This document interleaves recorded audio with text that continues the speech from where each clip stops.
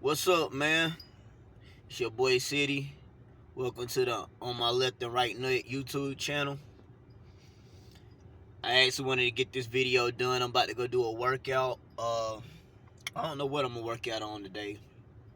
Probably do some ab workouts because I normally do everything else with my homeboy, but he out of town, so I just started coming to the gym by myself because me and him normally work out. But I decided if I'm gonna come up here by myself, I'm gonna do ab workouts, to get the ultimate full body workout because we don't do abs.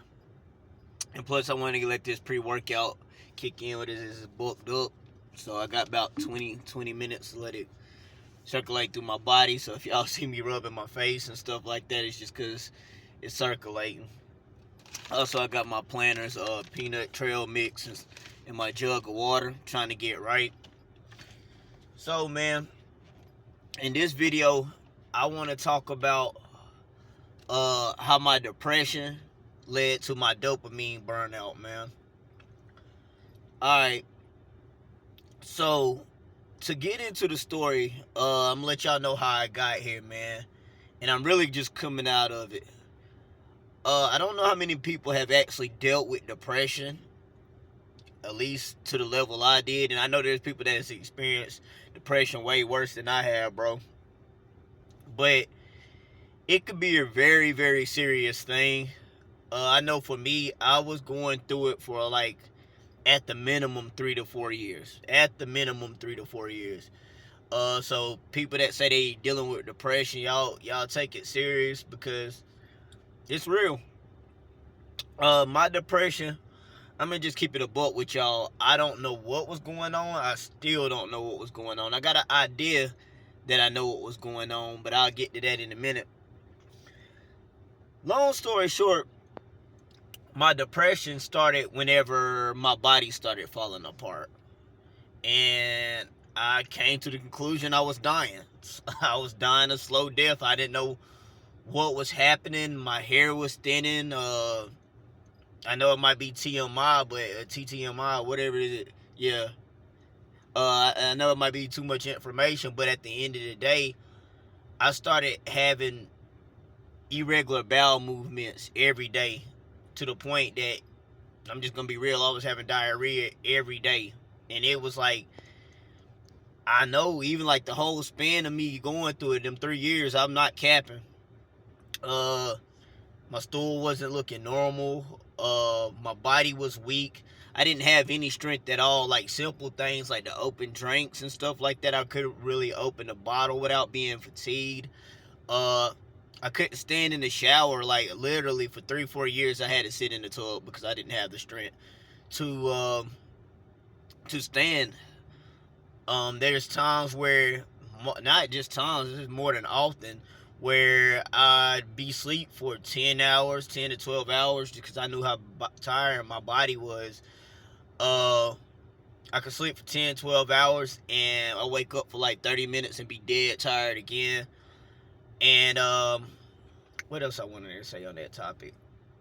Oh, yeah, and it was also times like, when I say I was tired, it wasn't like a regular tired. It was like I feel like I'm being forced to go to sleep, like I'm being choked out, and it could happen at any minute. I could be straight, and then all of a sudden, it's like you need to go to sleep. There's nothing I could do. It wasn't like I can gradually get tired. It's like if I'm driving, I might need to pull over, kind of tired. And there was a whole bunch of things, other things going on from my body not quite healing. That drink started to kick in now, but from my body not quite healing, and I'm a contributor to me having a bad diet. I'm not gonna lie. When I first moved to Texas, cause I'm from South Carolina, I spent 26 years there. I really didn't know how to eat. So when I got out here, y'all ever seen the movie? What's that movie called? Super Size Me, where the dude was eating out every day, and he had a bad diet, and I think he ended up getting sick. I think I went through something like that. I was eating out every day, unhealthy, thinking, and right now I'm 33, so I'm thinking I'm still can eat like I'm younger, and I couldn't. So ever since my diet's gotten better, I've been doing better, but at this time I did not know what was going on. So check this out. So during that period, I thought I was dying, and I didn't know what to do because I didn't have insurance like that, to the point where I'm like, man, I could just go to the hospital. Because I'm gonna be real, like, I had dug myself in a hole where I'm like, bro, I don't have money to do anything. I don't have insurance to do anything. Like, if I go to the doctor, I'm not gonna have the money to pay the bill. I'm not gonna be able to, if I go there, it might not be like, oh, nothing's wrong, which I knew something was wrong. They'll find something. And eventually I did go to some kind of, like, it wasn't quite the hospital, but I went somewhere uh where like, they did, like, different things. I think they did something uh AM. It was like basically like a test that detects your immune system or whatever. And they wanted to see, like, different things. And they was like, yeah, everything's fine, except for, they was like, everything's fine but your autoimmune system. Like, they was like, we want to do more tests on that, because it's in the normal range, but we want to it seemed like it's starting to gradually get out that range. So they was like, everything outside of that was normal, but they wanted to check that again. Of course, after that, I heard I wouldn't. Cause I ain't gonna lie, I'm just keeping a book with y'all. At first, I thought I had caught something. I'm gonna be real, I thought I had caught something. So whenever they told me that ain't it, like, I was relieved. I'm like, whatever else going on, I could thug it out and figure it out. And one of the main things that was going on too was, like, my blood circulation wasn't quite circulating. Like, I was getting extremely cold, especially in my hands and my feet. Like, couldn't touch anybody without it feeling like icicles. So, to them, like, think of it like, nah, your hands are really cold. So, things like that, my body just wasn't circulating. So, I had to give y'all the rundown on that to get to here. Basically, you gotta watch what you ask God, man. Because one thing with me, everything I do, I try to see. I'm very big on, like, psychology, metaphysics, all that stuff, man. And I got to a point where I felt like I was a good dude, man. I feel like I'm not an ugly dude. I feel like I got a good intentions, a good heart or whatever. But I got tired of seeing, like, dudes I know wasn't worth the dang, bro. Wasn't worth the dang with women, like, having families and whatever. Having girls to go home to, man. And like I said, I'm 33 years old, so I'm at the point of being tired of being alone, being tired of being tired, bro. And I'm like, I ain't getting no younger, and I ain't trying to be running after no kids after no 40 years old, bro. I'm not trying to do that, but that looked like it was gonna be my case. But my mom always be like, you need to have some kids for your nieces and nephews to play with. I'm like, mama, my nephew's 10 years old. If I had a kid today, it's not gonna really make no difference. But I was tired of seeing that, man.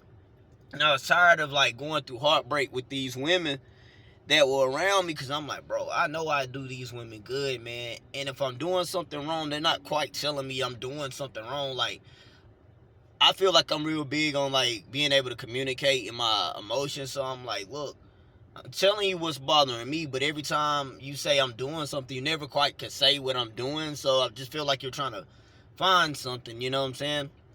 But I'm like, God, like, I ain't gonna lie. You got to watch what you ask God, because he might give it to you. Like, he really might give it to you.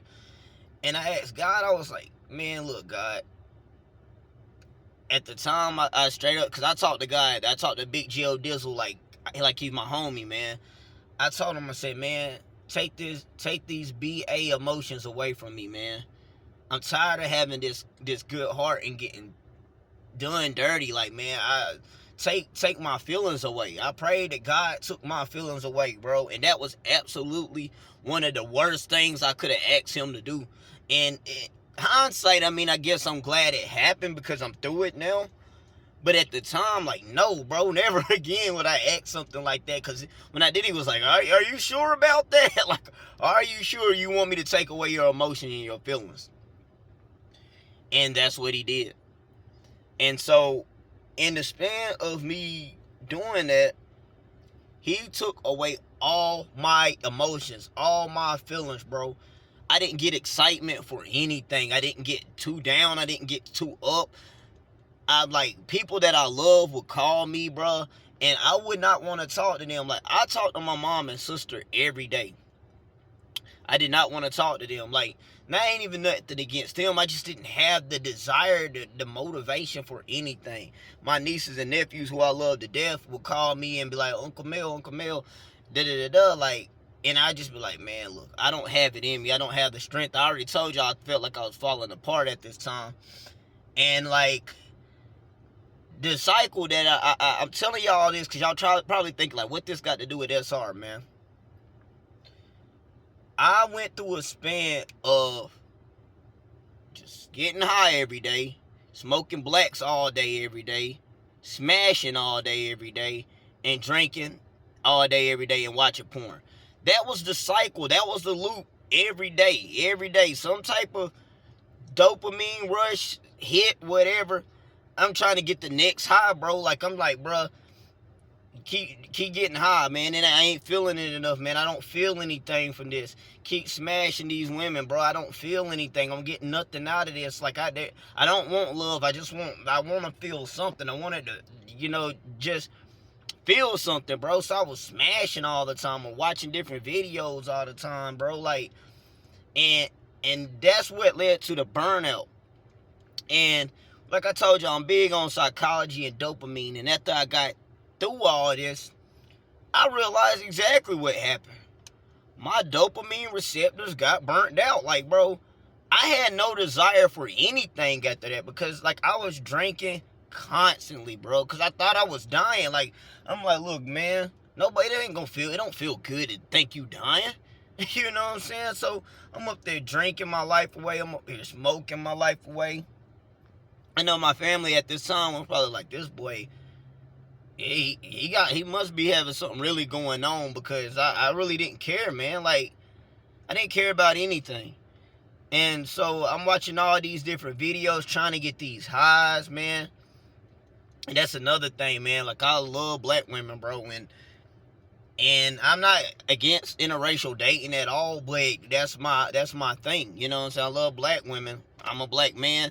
I be trying to figure out why we can't seem to figure out how to love each other. And this is probably part of it. I'm almost 99% this is part of it, bro. We're so grounded in lust that even if you think you're treating me, even me, man, when you think you're treating a woman right, we're looking at stuff through the sights of men.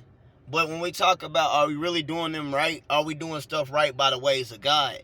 And we not, bro. We fail women all the time.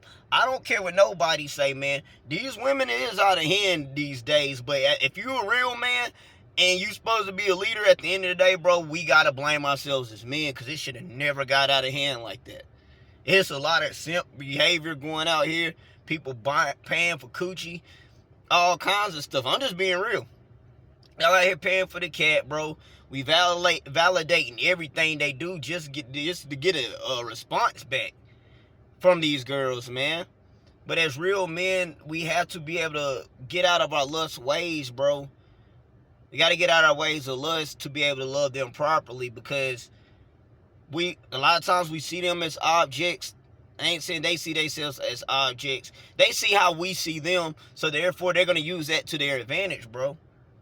And I got another video about that later on, but I'm saying, man, we have to be able to be on our God mode, man. That's the only way. Like I said, I read this book called Semen, The Coiled Serpent, man. Y'all read that book. Only way to save her, bro, is if you save yourself by doing what God wants us to do. But back to the original point, man, like, with the different videos, like, this is what I was planting in my mind, man, these dopamine rushes, man, and I was burnt out, you know what I'm saying, because I can't feel anything. I've lost my ability to feel. I became numb, and that's exactly what I had prayed to God to do to me, man. And I had to get back to him. I had to pray to God, like, man, I'm sorry. I didn't mean that. I didn't mean that part. He was like, oh, yes, you did. You know what I'm saying? But it showed me during that time, like I said, I'm real big on psychology. I went and did research, like, why I ain't feeling nothing no more. When you get these highs, when you continue to get these highs, you will always continue to reach that high. And it throws us off our baseline of how we're supposed to feel. our baseline emotions, where you don't get pleasure anymore from things. Like, you don't get pleasure or excitement for nothing. You just, you know what I'm saying? Sometimes you really do have to fast from stuff. You know how, like, prime example, you know how you can have your favorite food, your favorite restaurant, well, no matter what it is. Like, you got a job that you work out and you get the food for free. You get this food for free, you can eat there every day. You be like, boy, I'm winning. Boy, I got this food I can just eat every day. I ain't got to pay for it, none of that stuff. A lot of times when them people stop working at those jobs, they hate that restaurant. You want to know why? Because they're burnt out. We're burnt out on certain things that we really just need to cool off on, reset our baselines at, bro, and really just learn to enjoy these things again. Because watching the videos every day, drinking every day, smoking every day, man, you keep having these dopamine highs. I actually seen a video earlier about edging, where this dude was saying you better off just relapsing versus keep edging. And at first I was like, what are you talking about? Like, I knew you couldn't be edging. I know that wasn't safe. Just mentally, that's just some things I just knew. But he was like, because whenever you're edging, your dopamine, you probably will up there watching videos for hours on end, so your dopamine just keeps steady rising up, versus once you get the hit from the relapse, your body just come back down. You're craving, like, your brain is all out of whack because you're still chasing that dopamine hit. So I'm telling you, man, we are burnt out. And it's on us to take control of our sexual energy. Stop squandering it, man. Because you will become numb to things you're supposed to care about. You will become numb to love, numb to how you're supposed to treat a woman. Heck, numb to even how you're supposed to treat yourself and your family. Like, I told you about the issues with my family, bro. That's why we on SR, man. That's why we're trying to take the path. And I'm going to make another video, man. Sometimes if you fall off your path, bro. Sometimes you fall off your bike. Get back on it. Get back on it and keep riding. Don't let that one hiccup stop you, man. Get back on your purpose, man. You know what you're supposed to do. If you slip up, you slip up. Don't beat yourself up. That's why God gives us grace to try again. But we have to get back to our natural state and our feelings, and quit being burnt out. Because we burning our dopamine out, bro. And that's on my left and right nut. If you enjoyed this video, like, share, subscribe. I'm about to go here and get in this gym real quick. Me and my jug of water. We like almost 20 minutes in this video. So I appreciate y'all rocking with y'all, boy. Until then, peace.